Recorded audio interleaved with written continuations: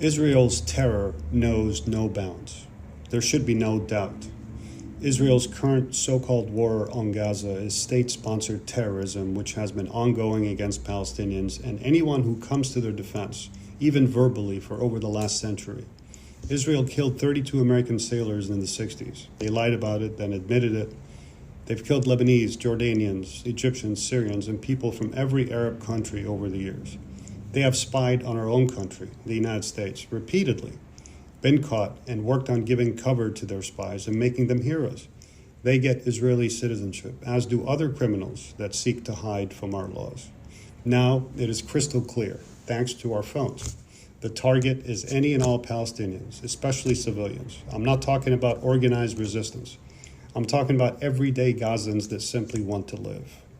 Yes, Palestinians love life, but they're portrayed by Israel's Hespera machine as being better off dead. We have seen the IDF, the Israeli Death Forces, as I call them, purposefully prevent ambulances from picking up the injured and even target the ambulance itself, kill the EMTs, and raid the ambulances and stab to kill the injured while they're inside the ambulances. They killed their own people carrying white flags, naked and speaking Hebrew. They pump chemicals or gas into tunnels to kill all, including 3 of their own recently.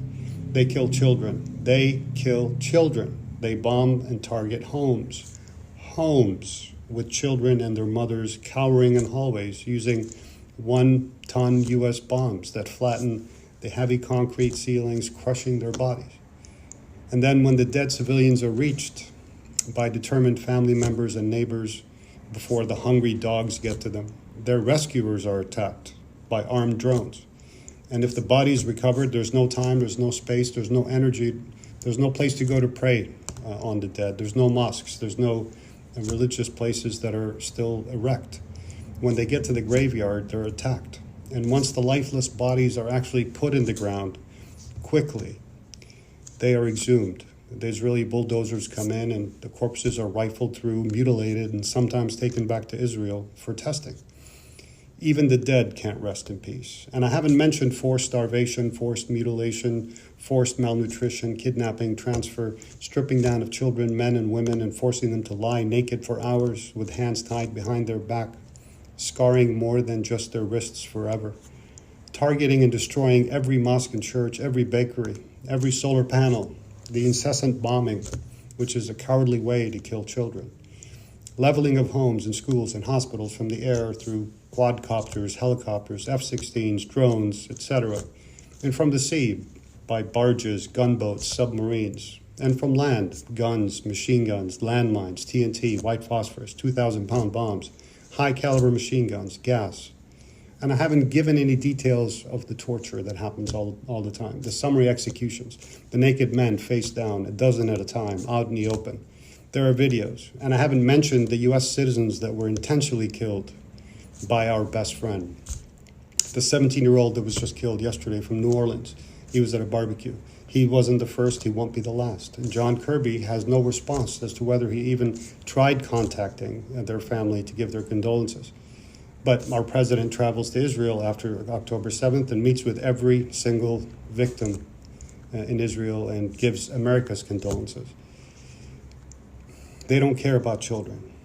They don't discriminate if they're U.S. children or non-U.S. children. As long as they're Palestinian, they're fair game. If they have Palestinian DNA, they want to kill them. Our government stands with them, stronger and firmer, and gives them more money. And they pray that the killer's trigger finger gets better. I haven't talked about the blockade, the no water, the no food, no hygiene products for women, no anesthetic.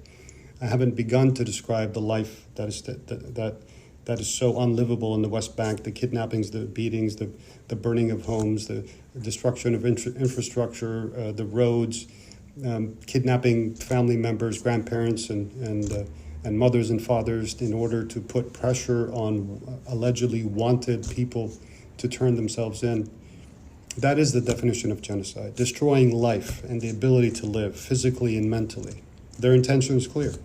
They've been working on dehumanizing the Arab man, the Palestinian child, and Arab life in general. They wanted this to be more palatable for you. Palestinians are animals. They're terrorists. They're subhuman. They don't need freedom. They are not civilized. But now we see. Now we know. And now we say, this is terrorism. This is genocide. Israel uses terrorism to achieve its political ends. And if you haven't stood up and complained and done something, talked to your representative, participated in a demonstration, or created or forwarded information about the war crimes, wrote a poem, shared a story, donned the keffiyeh at work, boycotted, or worked on taking a stand for humanity, you should forever remain seated. Moving forward, this is the litmus test for humanity. If you did not speak out, if you did not take a stand, if you did not put your freedoms and future on the line by objecting to the warmongering status quo, you are complicit. You are an accomplice to genocide. And remain seated and quiet and take it when and if any Palestinian child survives to create their own justice. Cowardice is earned. History will be the judge.